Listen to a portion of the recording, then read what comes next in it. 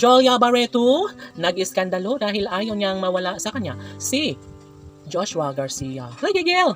Nagagawa lamang ang lahat ni Jolia Barreto ang hindi ka nais-nais na mga galaw dahil alam niya na sadyang magiging malungkot siya lalo na kapag tuluyan niyang makaalpas sa kanyang buhay ang gwapong aktor, ang pinakaminamahal ni Jolia Barreto na si Joshua Garcia.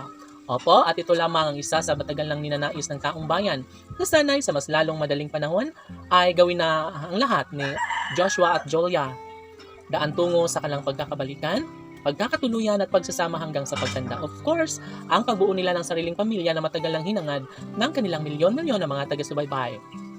Sabi nga ni Alden Richards na ito lamang ang isa sa pinakamatagal ng hinihiling ng binata at sana'y hindi na umano magbabago kailanman ang kanilang sumpaan dahil kitang-kita sa mga mata ni Jolia Barreto na sadyang naman na kulang na kulang ang kanyang araw-araw na buhay, malungkot ang pagkatao ni Jolia Barreto nang wala sa kanyang tabi ang guwapong aktor na si Joshua Garcia.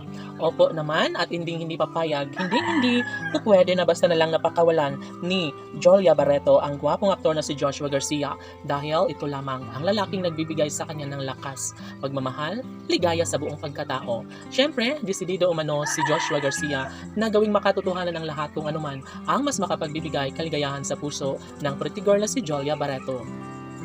Kung nanaisin man ni Jolia na magiging makabuluhan ang kanyang buhay sa relasyon sa gwapong aktor na si Joshua Garcia, posible umano na mangyayari ito sa mas lalong madaling panahon, siguro ay naghihintay lamang ng tamang pagkakataon, tamang oras at panahon na sunggaban ni Jolia Barreto ang nakakakilig na pagmamahal na kanyang iaalay sa gwapong aktor na si Joshua Garcia.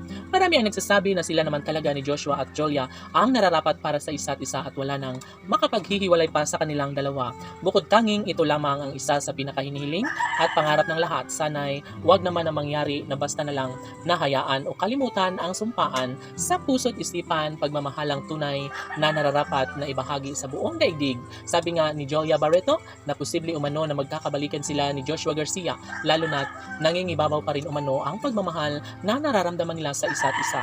Alam ni Jolia Barreto na mayroong magandang pagkakataon na maibahagi at makatuluyan niya rin bandang huli ang pinakaminamahal na lalaking nagbibigay sa kanya ng pag-asa, pag-ibig na walang hanggan. Of course, maligaya na ang mga fans ng Jushlea Love Team dahil sobrang kampante at kalmado na umano sila dahil sa mga pangako ni Joshua Garcia at Jolia Barreto.